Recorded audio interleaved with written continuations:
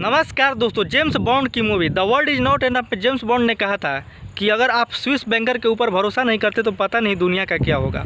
ऐसे ही कई और हॉलीवुड मूवी है जिनमें स्विस बैंक के एम्प्लॉय के ऊपर गन तक रख दिया गया है, लेकिन फिर भी वो इन्फॉर्मेशन शेयर नहीं करते। तो सबसे पहली चीज़ ये है कि ऐसा क्या रीज़न है कि Swiss bank all over world में इतना फेमस है। इंडिया के पावरफुल और अमीर लोग अपने SBI बैंक को छोड़कर और गवर्नमेंट से छुपाकर स्विस बैंक में पैसा क्यों रखते हैं और इससे फ़ायदा क्या है। इसको छुपाने और ब्लैक को वाइट करने के लिए अलग अलग तरीके अपनाया जाता है।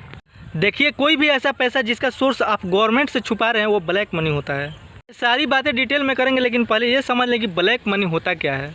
अब इसमें एक सोर्स तो इलीगल एक्टिविटी करके छुपाया जाता है, जैसे कि बैटिंग, एक्सटॉर्शन और स्मगलिंग, और दूसरा लीगल एक्टिविटी करके, जैसे कि कोई दुकानदार सामान बेचता है। ये कोई इलीगल एक्टिविटी नहीं हुई, लेकिन वो सामान बेचकर बिल नहीं देता और पैसा कैश में लेकर घर पे रखता है, तो वो ब्लैक मनी हुआ।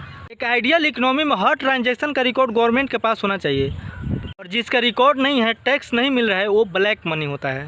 अब ये जो ब्लैक मनी है, इसको आप मार्केट में आसानी से खर्च नहीं कर सकते, जिसमें से एक स्विस बैंक में पैसा रखना बहुत ही फेमस है। ये जो स्विस बैंक हम वर्ड यूज कर रहे हैं, ये कोई अकेला बैंक नहीं होता है। स्विट्जरलैंड के सारे बैंक को स्विस बैंक कहा जाता है, लेकिन स्विट्जरलैंड के बैंक का रूल्स ही कुछ अलग है, जिससे ये ऑल ओवर वर्ल्ड में फेमस है। साल 1970 में स्विट्जरलैंड गवर्नमेंट ने एक लॉ बना दिया कि कोई भी बैंक अपने कस्टमर का डिटेल किसी से शेयर नहीं करेगा।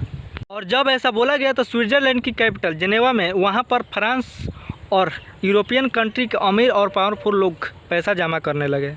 और यहीं से शुरू होता है स्विस बैंक के अंदर साइलेंस और सीक्रेसी का कल्चर, जो कि स्विस बैंक को और ही इम्पोर्टेंट बना देता है।